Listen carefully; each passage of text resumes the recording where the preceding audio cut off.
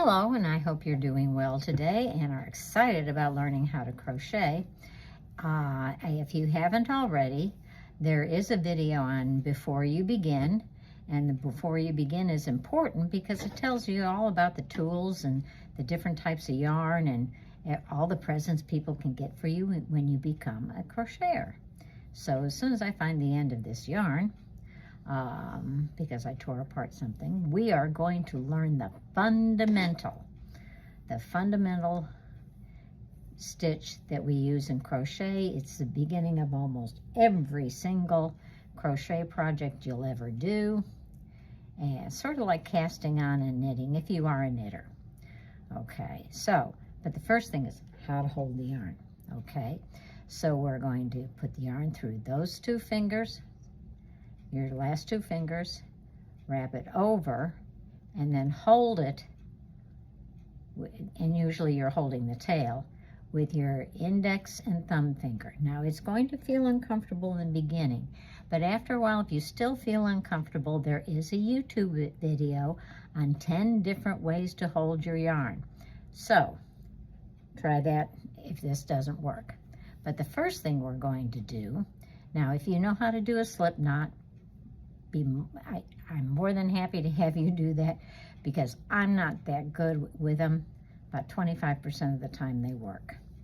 So what I'm going to do is just like you're tying your shoes, I'm going to make a knot. Okay.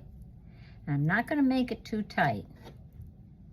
Now I'm going to make another knot.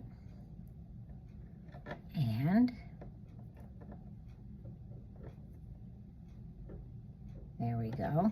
Now, remember, these two fingers, wrap around, hold the tail. Now, this tail will change as we go through. But to make a chain stitch, yarn over, turn your hook over, and pull through. Okay, let's do that again. Yarn over, turn your hook over, and pull through.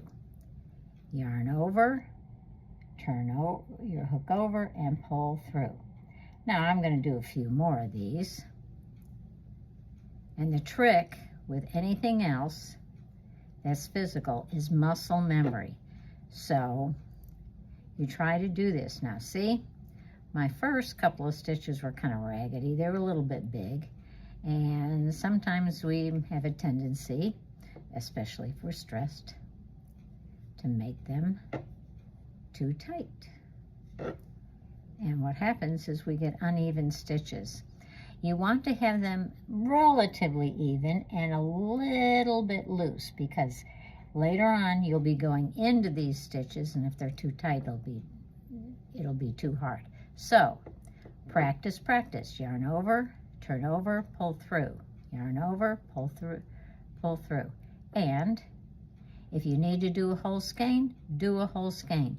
But when you get to about a foot where the stitches look even, you're ready for the next step. See you then.